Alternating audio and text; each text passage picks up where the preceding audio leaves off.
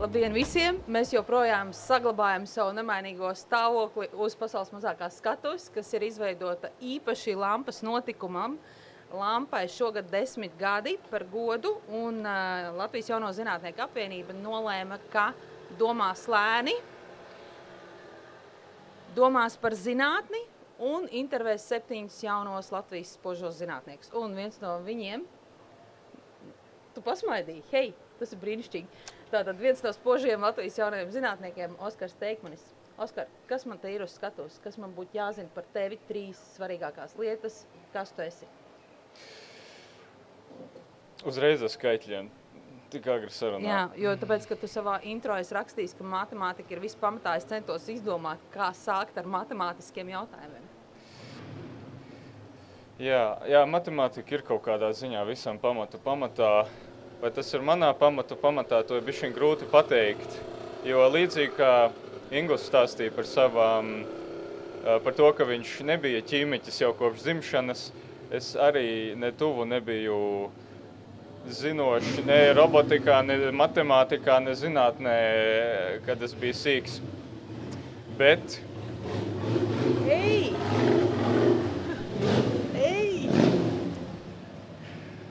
Mēs visiem ļaujam izteikties. Jā. Nu jā, bet kaut kur tam visam ir jāsākas. Un tagad domājot, gatavojoties šeit visai sarunai, meklējot to kaut kādus savus tos reprezentatīvos momentus dzīvē, kas kaut kādā veidā ieveidoja manas smadzenes tajā virzienā, kur es šobrīd esmu, lai nu kas tas tagad būtu. Mēs tur vēl nonāksim. Jā, Don't you worry. Pakāpeniski lēnām bez teigas. Viens, varbūt pirmais reprezentatīvais moments. Šādos gadījumos bieži runā par kaut kādiem melkiem, visādiem tur citiem pētniekiem, zinātniekiem, komponistiem, rakstniekiem, YouTube video taisītājiem, kas veido šo te iedvesmu. Bet atkal tā kā Inglis teica, lielākā ietekme tomēr nāk no agrās bērnības, un es atceros vienu tādu momentu, kad Oskaram bija kādi 4 gadi, un mamma man iedeva kaut ko, kas bija tāda tā kā grāmata, bilžu grāmata, kaut kas tam līdzīgs par melniem caurumiem, par Einsteinu, par relativitātes teoriju, un es atceros, ka... Nu, tev mamma ir baigi labā iedeva grāmatu, kur tev vajadzēja izkost pašam, ja? Jā. Jā, Einsteina pat taisno no dzimšanas. Nē, tas bija kaut kas bišķiņ... Wow, šeit tev puisīti saņemies. It kā kaut kas vieglāk sagramojams, bet es toreiz jau atceros, ka es domāju, šis ir tik nesasniedzami, nesaprotami, attālināti, sarežģīti, pilnīgi es nesaskatu nekādu, kā es jebkad tur varētu nonākt. Bet tai pašā laikā tas kaut kā mani fascinēja. Šis te kļūšana par zinātnieku, par šo kaut kādu supercilvēku. Tas bija 4-gadīgais Oskars. Tad, kad es vēl šūpojos uz koka zirdziņa laukos, tu jau zināji, ka tu būsi zinātnieks? Nē, es tad zināju, ka tas ir kaut kas pilnīgi nesasniedzams. Es to vispār pat neapsveru. Jā, tad tā ar to domas arī tā bija un pazuda. Es par to īpaši tālāk vairs nedomāju. Bet kaut kā ar laiku, un es arī nebiju skolas laikā īpaši labs matemātikā. Man grūti nocēt.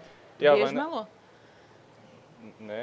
Nē, nu vienkārši, ja tu saki, ka tu nebiji tagad, kā lai saka, labs skolas laikā matemātikā, man parasti, kad tā pasaka, liekas, kaut kas nav tīrs. Es varu dot piemēru. Es kādu laiku gāju vienā franču skolā Maskavā, es tagad neiešu detaļās. Tas ir labs kombo. Franču skola Maskavā. Detaļas, jā, nav vienmēr svarīgas. Tur man štruntīgi gāja matemātikā. Man bija tik grūti, ka man bija arī, man sāka nākt viens privāts skolotājs, kurš palīdzēja, bet ar viņa palīdzību es kļuvu tāds es tiku līdzi. Tā kā tas bija mans līmenis pirms 11 gadiem, kad es vēl gāju aptuveni 7. klasē. Tad laiku, kad atkal atgriezāmies Latvijā, es tiku pa mata tiesu 1. ģimnāzijā, tad es jau biju atkal ļoti intensīvi sācis iet visādos matemātikas kursos, lai vienkārši tikai piedabūtu sevi knapi līdz tam līmenim, kas ir vajadzīgs, lai to sasniegtu. Un arī tad es vēl neteiktu, ka es biju labs, jā, atkal, ko nozīmē labs, es arī tagad neesmu īpaši labs matemātikā. Neviens, kas kaut ko dara matemātiku, neapgalvot, ka viņš ir labs matemātikā. Bet bija viens moments, vēl viens no šiem izšķirošajiem pirmās ģimnāzijas laikā, kur es samērā agri, kad es tur gāju 10. klasē, dabūju kaut kādu, vismaz vienu trīnieku. Un tas man, vai ne, jā, nu es dabūju aptuveni, laikam, tas arī atbilst aptuveni Latvijas vidējam līmenim šitajā centralizētajā eksāmenā, bet nu, man tas bija bišķiņ traumatizējoši. Un tajā brīdī... Tev bija traumatiski, bet kas bija tā, kā lai saka, kā tu to pārdzīvoji? Tajā brīdī man kaut kas pārsliedās smadzenēs, un es sev pateicu, es sev apsolīju, ka no šī brīža es katru savu kļūdu apskatīšu, līdz es viņu būšu sapratis. Tā kā tā pilnīgi nav grūti sistēma. dzīvot, nu, vienkārši tā, ka, kā lai saka, nu, kļūdamies mēs katru dienu, arī šobrīd, teiksim, jebkuru kļūdu tu apskati, tā kā, kamēr tu saproti. Nu, tajā brīdī es to ierobežoju skolas lietām, fizikas, matemātikas lietām, es vienkārši tās gribēju, nu, tajā brīdī es to gribēju vienkārši saprast visu līdz galam, lai es nekļūdītos vairs tik smagi, un tad man pamazām sāk iet labāk. Bet tas nozīmē, ka katra tā kļūda, nevis tā kā Latvijā bieži vien, ja tu esi kļūdījies, tad tev pasaka, nē, nu, tu vairs neko nevari, bet to katru kļūdu tu uztver kā mazu Lego klucīti, kas palīdz tev uzbūvēt kaut kādu jaunu konstrukciju, kuru tu izmanto kur. Ja tu varētu nosaukt kaut kādas lietas, kuras tu esi tā būtiski sapratis, ka jā, es no tām savām kļūdām esmu izveidojis kaut ko jēgpilnu, izmantojumu, noderīgu. Nu, mēs vēl pat tādā līmenī nerunājam. Tas viss ir tikai abstrakti par konceptiem. Galu galā matemātika un fizika ir uz Lego sabūvēta kopā, kas sastāv no abstraktiem konceptiem, kas ir jāsaprot, ja tu vispār gribi sākt domāt par kaut ko sarežģītu, par kaut ko abstraktu, par kaut ko, ko tu vispār pēc tam vari pielietot. Un kaut kādā ziņā tas, ka es tagad akceptēju to, ka es tagad ļoti iespringšu tieši tajā matemātikā, tas mani kaut kā dabīgā ceļā noveda pie domas, ka labi, ko tad es šito visu darīšu, gan jau studēšu inženierus, nu, esmu iesprindis šajā virzienā, tad tas laikam ir tas loģiskais turpinājums, bet arī tad man nebija doma, ka es pēc tam turpināšu kaut kā pa zinātnī. Tas man bija tikai tāds, nu, loģiskākais veids pielietot matemātiku, lai pie reizes arī bišķiņi kaut ko nopelnīt, ir būt inženierim. Tāpēc, nu to es arī darīšu, tas man šķiet ļoti pragmatiski tāds sakarīgs nākamais solis. Bet no zinātnes tad vēl bija tālu. Tā kā tas bija stipri vēl pēc universitātes, ka es sāku domāt par to virzienu. Labi, pajautāšu tev elektronikas, datorikas institūts. Es pareizi pateicu? Nē, elektronikas un datorzinātņu institūts. Man vajadzēja da? Visi un ir svarīgi, jā. Jā, visi un svarīgi. Bet var arī teikt Edī, negribam to garu un penteri. Tad pateiksim visu kopā Edī. Edī, jā. Mēs kļuvām gudrāki. Pastāsti man, kā tu nonāci, tu atgriezies Latvijā, un kaut kādi ļoti miglaini tur ir aprakstīts, kā tu nonāci tai Edī. Tā kā tu pieslējies, tur bija tāds vārds pieslējies vai kaut kā tā. Es tā kā tu atbrauc uz Latviju, un tu saprati, es gribu šajā vietā strādāt. Vai kā tas notika? Kā tu nokļuvi Edī? Jā, tas sākās ar vietām, kur es negribu iet. Vieglāk kuras bija tās lietas? Man interesē, kuras bija tās lietas? Nē, es nenosaukšu piemērus, bet ideja bija tāda, ka es jau biju pabijis inženieris. Es studēju bakalaurus maģistrus Minhenē, un tur es arī dažus gadus pastrādāju. Un tad es sāku domāt, ko tad es darīšu Latvijā, tagad, kad es braukšu apakaļ. Un es īsti es jau biju paspējis iet tajā bišķiņ robotikas virzienā pa to savām studijām, pa darbu. Un man gribējās kaut ko tādu šeit darīt, bet es neatradu tieši to, ko man gribējās. Un tad es sapratu, ka ko tev gribējās? Tas man svarīgi. Ko tu gribēji?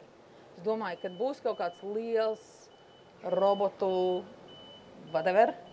Pie tā vēl nonāksim. Okay. Jā, tātad skatījos, un kaut kā man sāka arvien loģiskāk šķist, ka es tagad paskatīšos, kas notiek zinātnes pasaulē.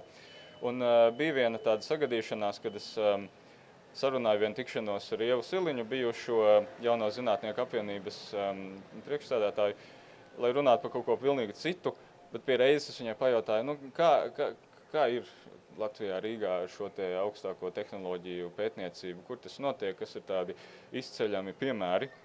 Viņi man uzreiz pateica, ej uz Ediju, tur sakabināšu tevi. Es domāju, ok, Edija, es pat nezināju. Klausies, es nezināju, ka Ieva Siliņa spēlēs tādu nozīmīgu lomu tavā liktenī. Jā. Hello, Ieva, kur tu esi? Jā, pa to vai citu ceļu es gan jau būtu nonācis tāpat, Edija, bet tas bija tās interesants moments. Un tad arī bija man pirmais kontakts, aizgājis turien, parunāju ar cilvēkiem, sapratu, ka jā, šis varētu būt tas. Un tas arī bija. Sanāk 2 gadi, tu tur esi jau vai 3? Vai... Gandrīz 3, jā. Bet tu sāki studēt doktorantūrā arī uzreiz, kā iestājies Edija, ja? Praktiski, jā. Nevis iestājies, bet pieslējies Edija, tā tu sāki studēt doktorantūrā. Jā. Un kā tu izvēlējies savu doktorantūras tēmu? Man nav... Tā tad, jā. Aiziet matemātika, met kauliņas. Jā, man... Primāra interese bija par nevis ražošanas robotiem, bet tādiem, kas ir autonomi, tie, kas paši māk kaut kur aiziet, kaut ko izdarīt, kaut ko saprast. Un es vēl nebiju droši kādā tieši formā, bet tas bija tas virziens, kurā es sapratu, ka es gribu iet. Un tā es viņu arī ļoti aptuvenā valodā definēju savā doktorantūras pieteikumā. Un tad pa lielām doktorantūras laikā es varētu izolēt 3 galvenos posmus. Pirmais gads atkal saprast, ko es negribu darīt. 2. gads saprast, ko es gribu darīt. 3. gads sākt ar to lietu nodarboties. Ko tu negribi. Tas ir ļoti svarīgi. Izslēgšanas princips ļoti palīdz dzīvē. Ja tu nezini, ko tu gribi, tad var sākt ar ko tu negribi. Un tad var pakāpeniski nonākt pie tā, ko tu gribi. Mums ir vismaz viena recepte, 2 receptes šajā pasaules mazākā skatuvē. Atcerieties to, ka vislabāk kartupeļus ēst ir, ja viņi cep cepeškrāsnī, tā bija viena recepte. Ar miziņu. Un ar miziņu, jā. Un otra recepte tagad ir sākt ar izslēgšanas metodi un to, ko tu negribi galīgi, ja? Bet ir kaut kādas sarkanās līnijas, kur tā kā tas nedaudz negribu ir pārvēršas par bišķiņu gribu. Nu, tajā sarakstā, jo nav jau daudz mums to Ediju Latvijā, piemēram. Varbūt. Nu, tā var notikt, ne? Gan jau. Bet kas ir vēl tie lielie spēlētāji šajā jomā Latvijā? Nu, piemēram, tajās interešu jomās, kas robotika. Nu, RTU, viņiem arī ir robotika. O, tā ir mana augstskola. Jā. Nu, labi, tavs jautājums, kāpēc uzreiz neskatījos RTU virzienā? Es pat nebūtu, bet kas ir tie spēlētāji? Vai mums ir kaut kas, ko izvēlēties? Vai tā joma ir ļoti šaura un tev tur principā nav draugu, ar ko kopā darīt lietas? Jā, nu, vēl ir tā lieta, ka robotikā var atšķirt šo te loģistisko ražošanas robotiku, kura ir tāda bišķiņa... Garlaicīga. Nevis garlaicīga, bet tā... Monotona. Tā... Nesimpātiska. Bullshits. Tāda bišķiņa hardkodētāka. Tāda, kur... Jā, tieši tas bija vārds, ko tu meklēji, hardkodēta. Jā, tas nav labs vārds. Tas nav labs. Izskaidro priekš damīs. Jā, nu tā, ka viņus... Es gribēju atturēties no vārda AI lietošanas pēc iespējas ilgāk, bet principā... Mēs tev pieķērām. Tur pēc stāst. Jā, es arī līdz šim pārāk neiedziļinājos vispār tajā mašīnu mācīšanās lietā, bet ar laiku palika arvien skaidrāk, ka es gribu nodarboties ar šiem te autonomajiem robotiem, tad visādas mašīnu mācīšanās metodas tomēr ir svarīgas un arī ļoti interesantas, jo caur tām var īstenot arvien sarežģītākas lietas ar tiem robotiem. Kas ražošanā arvien vairāk ir aktuāli arī, bet vēsturiski ir bijis bišķiņ mazāk izteikti. Tas varbūt ir arī iemesls, kāpēc tu Latvijas Nacionālā bibliotēkā nolem organizēt pasākumu, lai evanģelizētu cilvēkus par mākslīgo intelektu. Tas ir tas? Ir tas kaut kā saistīts tava darbība, ko tu veic institūtā, tās tavas domas, ko tu redzi nākotnē, vēlmēm?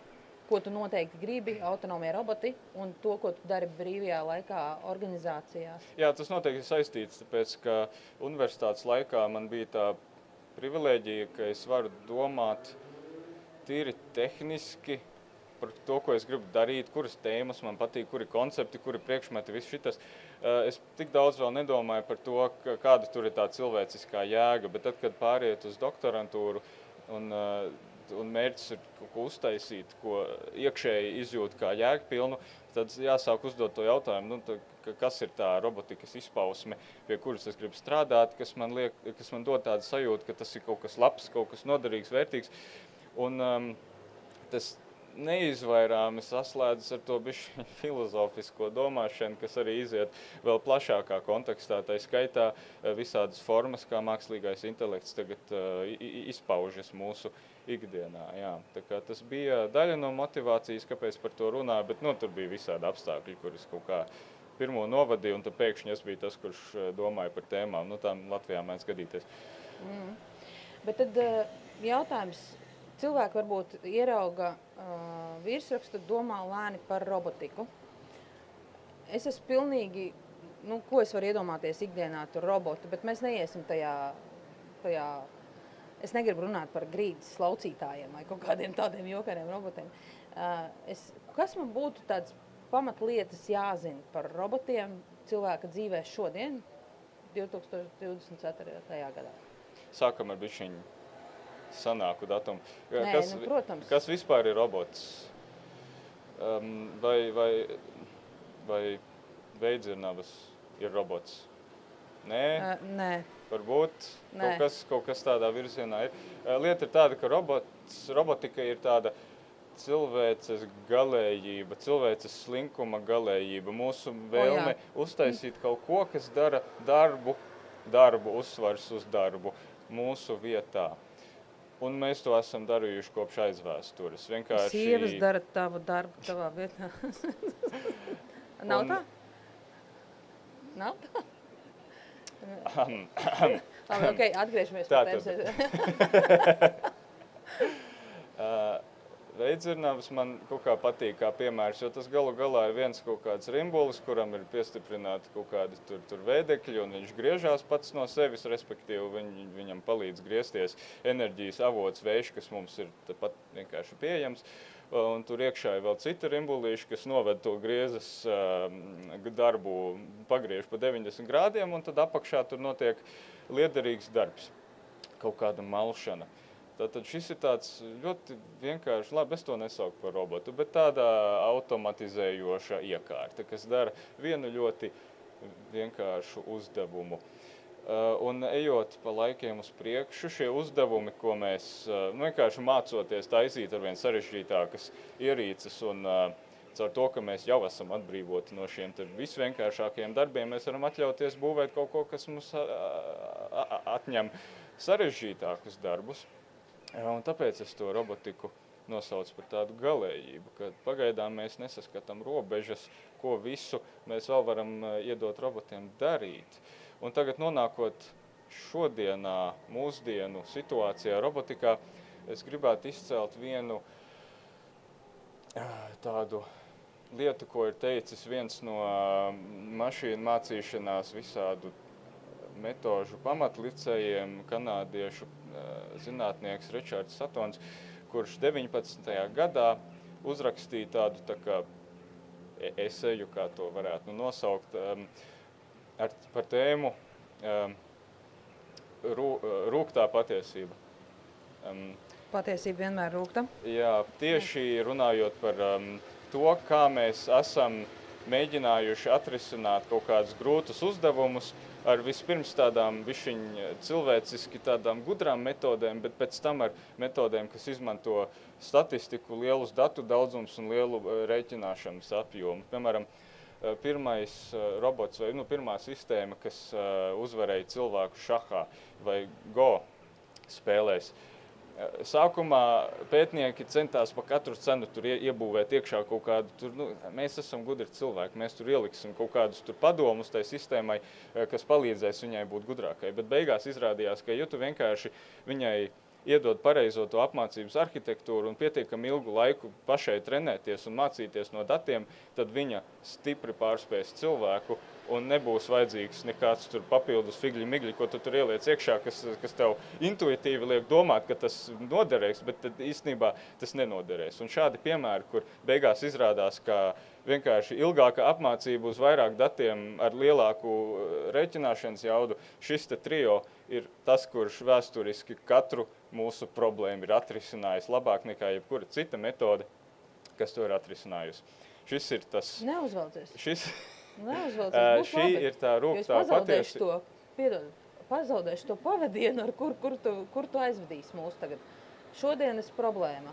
Jā, tāpēc Satons to nosauc par rūgto patiesību, ka daudziem joprojām gribās ticēt, ka nav tā, nevar būt, ka mēs pilnīgi visu atrisināsim ar šo lielo datu metodu. Un tagad šī te patiesība sāk jau aizskart robotiku, jo visādi viskomplicētākie roboti, tie, kuri ir, piemēram, daudzkājainie, visādi robotsuņi vai humanoīdi, kas staigā uz 2 vai 4 kājām, tie roboti ir tik sarežģīti, ka uzdevums staigāt, tikai pati staigāšana no sevis ir jau pietiekami sarežģīti, ka mēs pat vēl varam nesākt domāt par to, kur viņu pielietot, kur lai viņš staigā, ko lai viņš dara, tikai viņam likt staigāt ir pietiekami sarežģīti. Un to bez apmācības metodēm īsti nevar izdarīt. Bet arī tur cilvēki mēģina ielikt kaut kādu savu gudrību, lai pateikt, jā, bet mēs zinām, teiksim, aptuveni kā dzīvnieki staigā. Mēs kaut ko no tā tur varam iespēlēt iekšā vai kaut ko citu.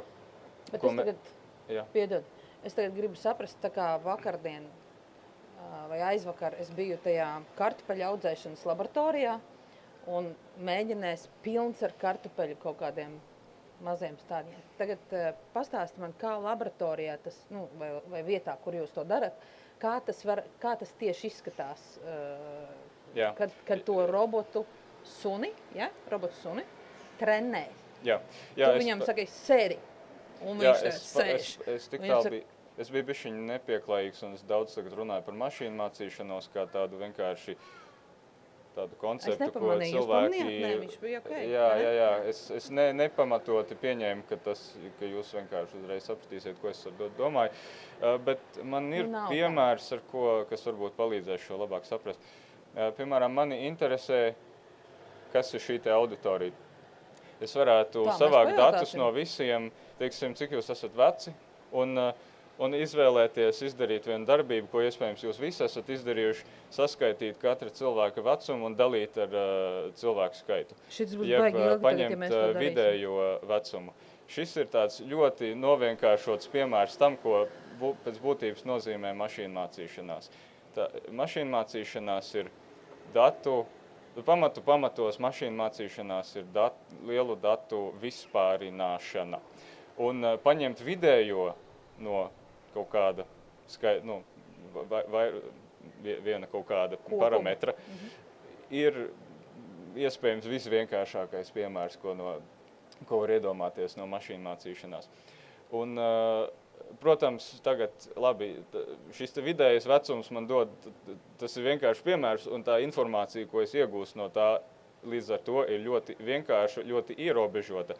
Ja es gribētu kaut ko vairāk uzzināt par to, kas šeit sēž un kā man labāk ar jums runāt, tad man būtu jāzina kaut kas vairāk. Man būtu kaut kāda lielāka datu kopa vajadzīga, no kuras es izvēlku nevis vidējo, bet kaut ko jau sarežģītāku. Vismaz pusē ir saules brilles, tas tev kaut ko palīdz?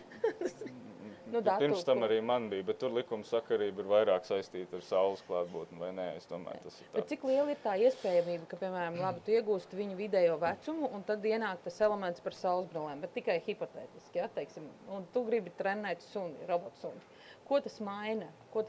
Cik daudz tas gadus iedod tev papildus laboratorijā vai tajā, kur tu to dari? Cik komponents ir vajadzīgs, lai uztrenētu vienu robotu suni sēdēt, piemēram? Jā, tad paņemot šo piemēru, paplašināto piemēru kā tādu pamatu, trenēt robots un vismaz viena no metodēm, ko šobrīd izmanto, kaut kādā ziņā ļoti līdzīga. Tikai tas avots, no kura mēs dabūjam datus, ir nedaudz atšķirīgs nekā vienkārši pajautāt cilvēkiem, kāds jums ir vecums vai augums vai saules briļu esamība vai ne. Mēs izmantojam simulācijas. Fizikas simulācija ar tā paša robota modeli, kas ir pēc iespējas tuvāks tam, kā tas realitātē darbojas. Tas nebūs 100% kopija, tā ir viena no tām realitātēm, kas ir jāakceptē robotikā, ka mēs apmācam šo te sistēmu vidē, kas nav īstā realitāte. Tur ir viena tā aiza starp to robotu, kas būs iemācījies staigāt simulācijā, un pēc tam tā paša robota staigāšanas sapratnes modele, lai pārlikt uz īsto robotu, tur būs kaut kādas atšķirības un ir jāizmanto visādi triki, lai to pārvarētu, lai uztaisītu tiltu. Bet principā ar laiku, jo vairāk uzlabojas pašas simulācijas, jo mazāks principā tas tilts paliek. Tātad kā darbojas pati šī apmācības metode? Parasti eksistē simulācija, eksistē tas robots, kas dzīvo tajā simulācijā, un tagad mums ir, piemēram, uzdevums staigā uz priekšu. Un mēs viņam varam, piemēram, iedot kaut kādus virtuālas balvas par to, ka viņš noturās ar savu rumpi noteiktā augstumā un ka viņam sanāk pārvietoties uz priekšu. Un viss pārējais ir principā tāda mēģināšana, līdzīgi kā viengadīgs bērns varētu mēģināt pirmos soļus. Tā ir, tu vienkārši... Tad māma viņam iedod grāmatu ar melniem caurumiem, un viņš kļūst par zinātnieku. Jā, ja bēbis tev vēl nemāk staigāt, tad, protams, tas tikai pagrūtinās to. Bet, ja iedod pareizo šo te motivāciju, tad tas var atvieglināt vienlīdz mazam bērnam un virtuālam robotam iemācīties staigāt. Apstājies. Virtuālā motivācija. Ko nozīmē virtuālā motivācija robotu sunim? Jā, tas, ko es jau pieminēju, tātad viņš dabū bonus punktus, ja viņam sanāk noturēt, piemēram... Bet kā tu iedod tehnikai bonus punktus? Kāds izpaudās? Tas ir tikai skaitlīts. Tas ir tikai viens... Jā, viņam iedod, teiksim, vienu, tā teikt, epizodi, kurā no laika 0 līdz laikam, 10 sekundes, viņam ir tagad jāmēģina šis te staigāšanas brīnums. Klausies, ka soši pēc kaut kādiem 50 gadiem tur trenēt viņu, vienu solīt iemācīt runāt. Jā, tie ir 50 gadi, bet par laimi mēs tos varam pātrināt par faktoru tūkstošiem, tā ka tas var, un to palaist paralēli, izmantojot grafiskos procesorus, kas ir tieši uzbūvēti tam, lai varētu visādas darbības veikt paralēli, tas mums atvieglo šos 50 gadus samazināt uz 50 minūtēm, piemēram. Labi, bieži vien sarunājoties Latvijas Jauno zinātnieku apvienībā, tev ir tāds ļoti jauki, ka tas bieži notiek Zoomā, ja, jo tur vienkārši nevar tā izpausties. Vienkārši tā, nē, šito jā, šito nē, šito jā. Vai tu tās metodas, kuras tu izmanto trenējot robotsuņus, tu izmanto arī ar cilvēkiem? Tagad ir patiesības mirklis, ja? Jā. Jā. Man bija aizdoms, bet es nezināju, kā lai to skaļi pasaka. Bet ne robotsuns, ne cilvēks parasti nezina, kad kaut kas tiek pielietots. Jā, bet es to nojautu, un tagad es to zinu, un tu esi visiem to pateicis. Tagad es vienkārši staigāšu līdzi ar čeklistu un teikšu, viņš atkal dara to. Jā, skaidrs. Labi, tava dzīve, es saprotu, labi, es tiešām pateicību par to, ka tu pateici, ka tas neprasīs 50 gadus no tavas dzīves sēdēt laboratorijā un tam līdzīgi.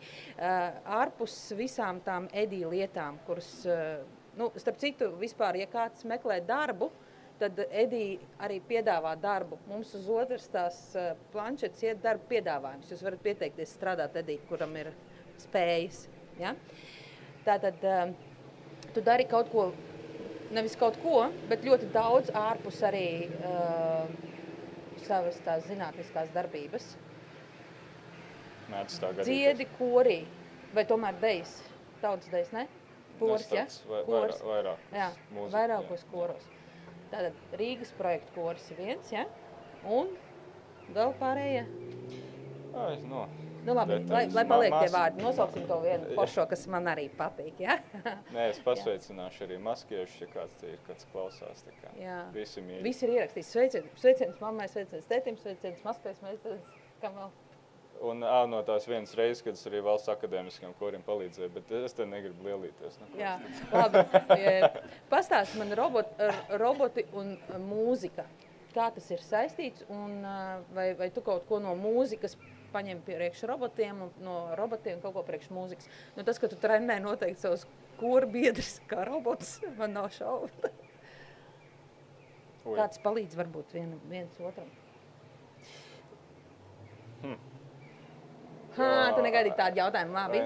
Tagad domā. Nē, savā ziņā tas ir tāpat kā daudziem citiem. Mūzika var būt labs fons, bet man pasākumā, kas saucās Domā lēni, negribās runāt par mūziku kā fonu, jo tas pēc būtības nozīmē, ka es to ignorēju, to izmantoju tikai kā kaut kādu troksni, kas arī nav pārāk tā cienīgi.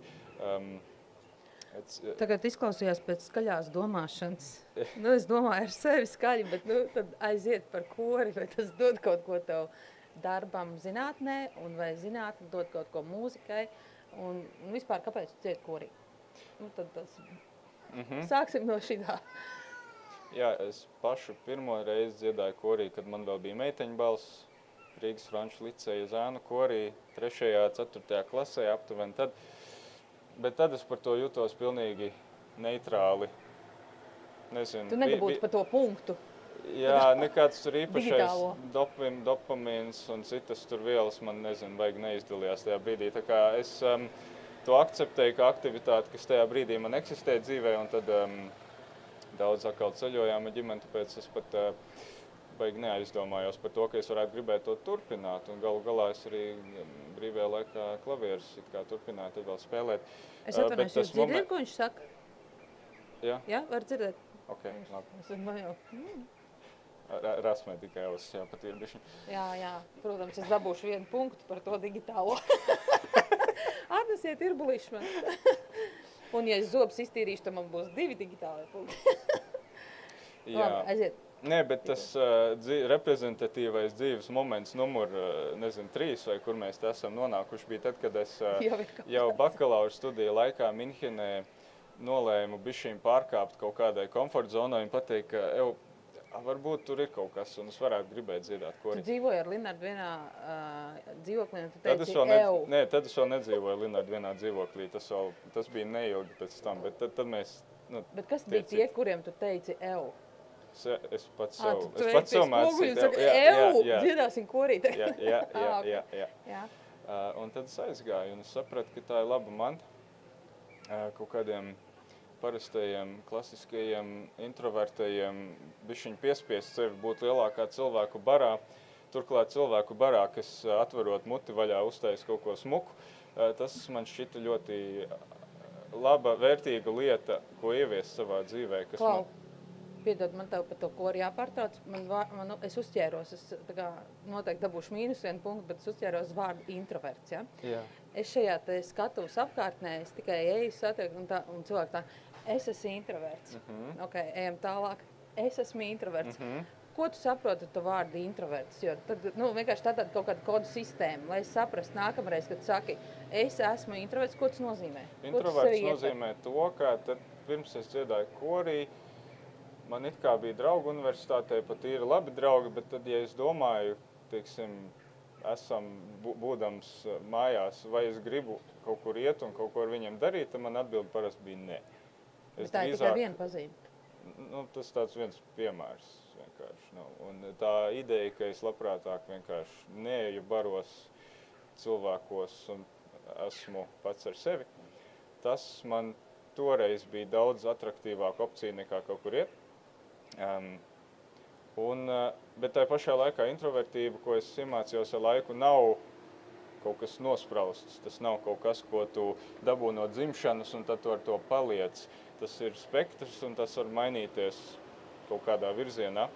Un saprat, ka dziedāšana korī palīdz tai bultiņai paiet vairāk tādā ekstravertā virzienā. Un tagad es pat nezinu, kā es sev dēvētu kaut kāds trenētais introverts, kas ir iemācījies arī būt. Jā, man liekas jāmaina ir, jo 3 reizes tu esi pateicis to vārdu, es esmu introverts, tas tā kā apmēram tu esi iznācis no skapja.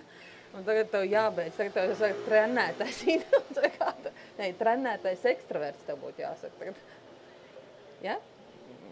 Introverts, Nē, kas tu ir vienādi trenēts novērtēt arī cilvēku barus, varbūt kaut kā tā. Jā, bet tātad tā būšana korī, tā kā tu pasaki, es aizēju uz kori, lai tieši tās savas prasmes iekļauties ar citiem, darīt ar citiem kopā vai...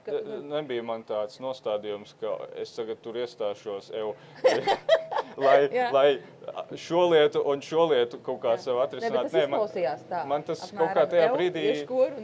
Tajā brīdī man tā bija tāda vienkārši, ideja. Tieši tā. Okay, vajag izmēģināt, kas tad notiks. Jā, un tagad jau cik ilgi tu dziedi Rīgas projektorī?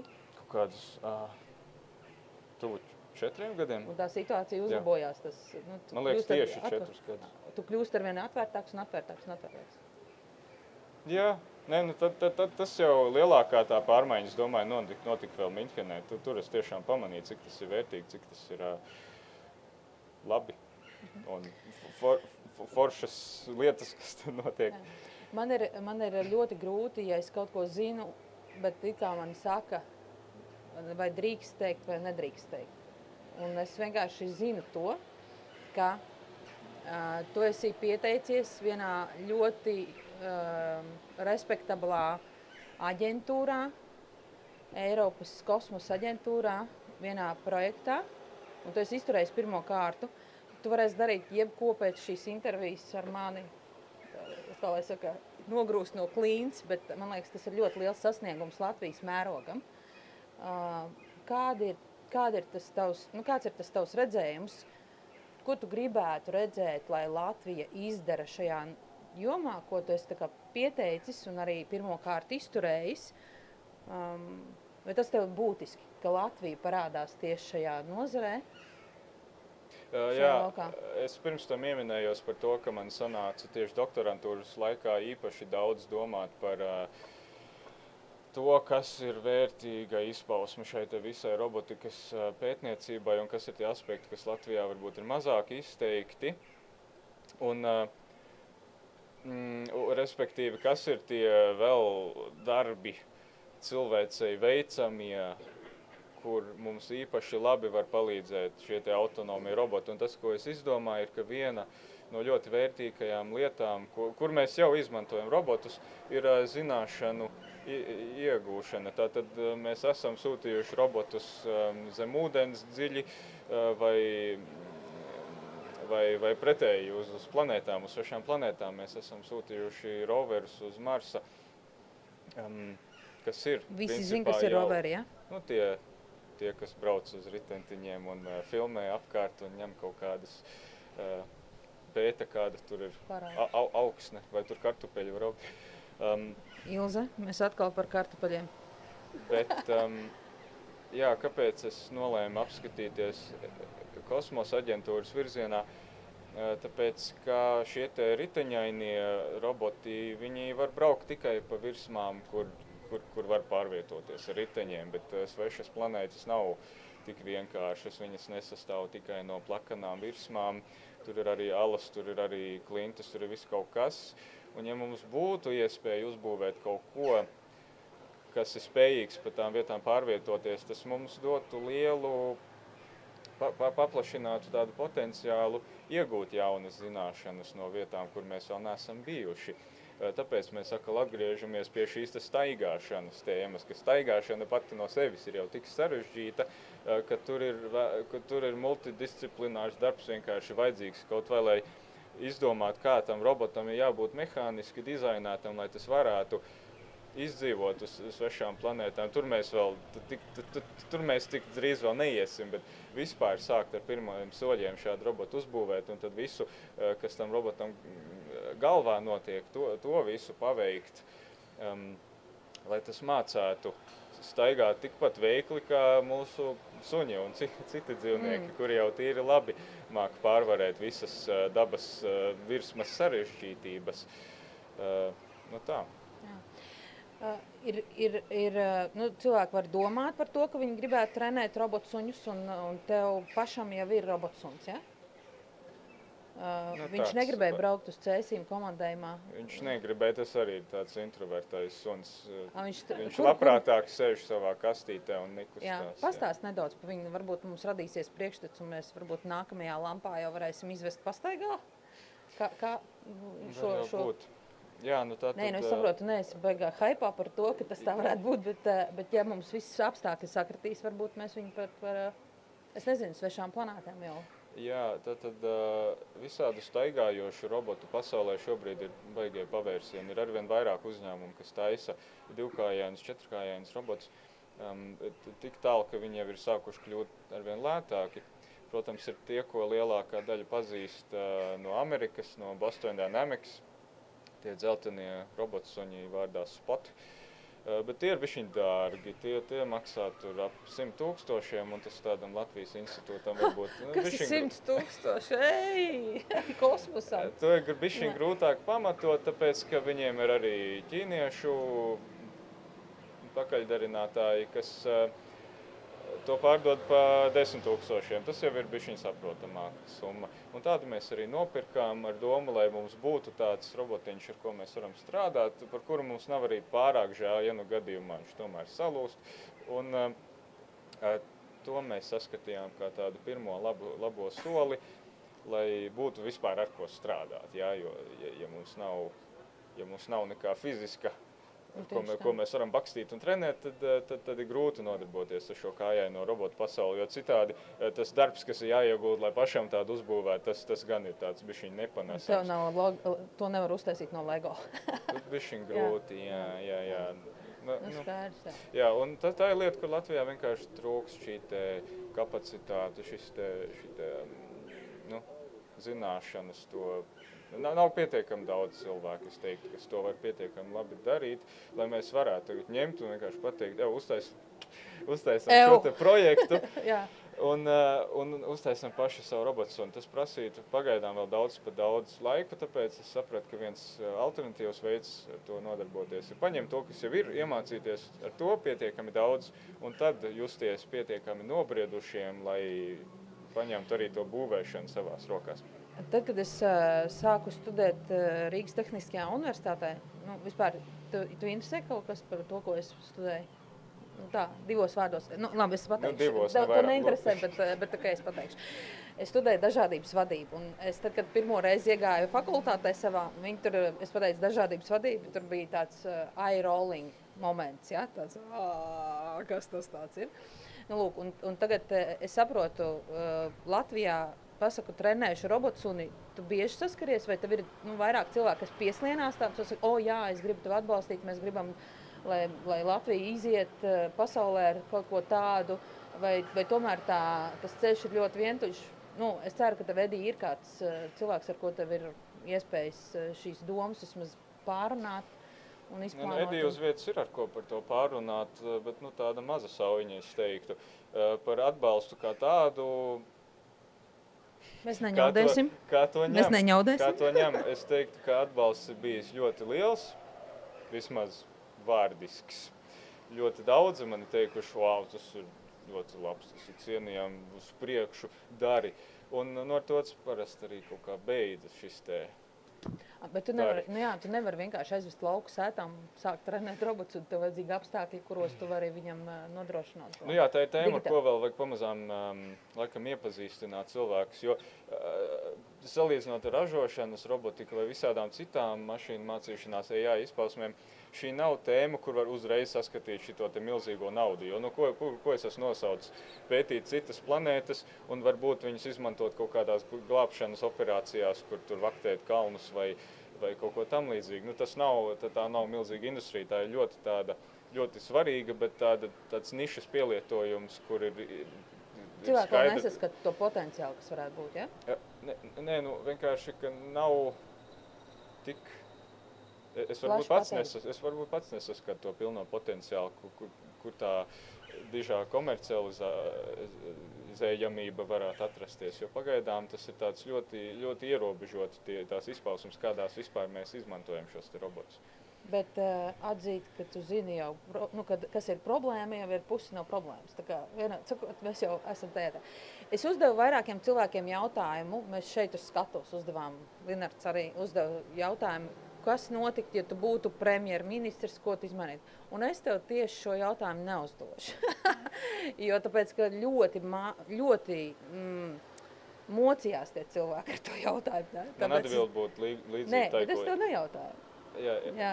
Nē. Labi, nejautā. Nē, Okay. tieši tā. Es vienkārši, šitas ir intro tam, ko es tev nejautāšu. Tad tu man iemācīji, ko tu nedarīsi noteikti. Jā. Es tev noteikti neuzdevušu jautājumu par to, vai tu, ko tu darītu, kad tu būtu premjerministrs. Bonus punkts. Ko? Bonus punkts. Dzirdējāt? Aplausis studijā. Jā. Un tā ikdiena ir tajā LJZ. Tātad, ja tev būtu iespēja ar cilvēku, dzīvu vai mirušu, ēst kopā pusdienas, kuru tu izvēlētos un ko tu viņam pateiktu? Pajautātu. Jā, lai viņš dabūtu bonus punktu. Tas bonus punkts bija joks, bet jā. Jā, lai šai sarunai iedot kaut kādu ciklisku, mēs varētu vienkārši pateikt Albertu Einsteinu.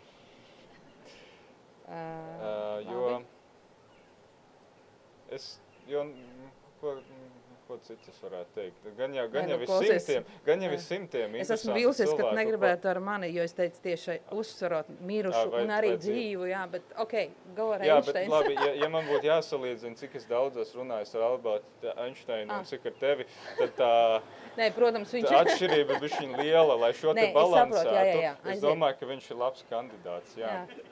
Un, starp citu, es esmu izveidojis vienai skolai krūštēlu. Alberta Einsteina, bet skola negribēja. Viņa lika pie sienas, viņa negribēja. Bet labi, stāsti, ko tu viņam pajautātu? Vai tu biji introverts? Visinteresantāk būtu, ja viņš būtu dzīvs un viņš arī uzzinātu par to, kas šobrīd pasaulē notiek. Jā, saprast viņa domu. Vispār par... Jā, jo, kā, viņš jau cik 100 gadus, 100 vēl, mazāk kā 100. Viņš jau ilgi ir miris, daudz ko viņš nezina par to, kas šodien ir noticis. Es domāju, viņš mūs vēro. Galu galā, jebkura saruna ir kaut kādas perspektīvas iegūšana. Un sarunāties ar kādu no ievērojamākajiem visas cilvēces vēstures zinātniekiem, es domāju, neizvairāmi aizvedīs pie kaut kādas perspektīvas. Es pat neatkarīgi no tā, ko es viņam uzdodu, kā kaut kādu pirmo jautājumu. Nosauc 3 svarīgākās lietas, kas man pat tev būtu jāzina, nezinu, jā, bet es vienkārši viņu gribētu runāt tik ilgi, cik iespējams, cik šī te laika mašīna man atļauj ar viņu runāt, un tad jau arī dabīgā veidā visticamāk izdomātu, kas ir tie vērtīgākie jautājumi tajā brīdī. Jo es domāju, ka bieži vien situācija, kurā mēs esam nolikti, pati no sevis ir pietiekami liels iedvesmas avots, lai izdomātu, ko ar to situāciju darīt. Izklausās pēc pirmā kursa filozofijā. Ļoti labi. Esam dzirdējuši, tev garšo mača late. Ļoti daudz cilvēku viņu tā nelieto, bet ir cilvēki, kas trakie un dīvainie viņus lieto. Ja? Mača late. Paldies, Narvis. Oskars Teikmanis, robotu trenēšana. Ļoti interesanti. Es domāju, mēs varētu pavadīt vēl dažas stundas runājot par bonus punktiem, cilvēkiem un robotiem. Paldies tev, Oskar. Paldies, Rasmus.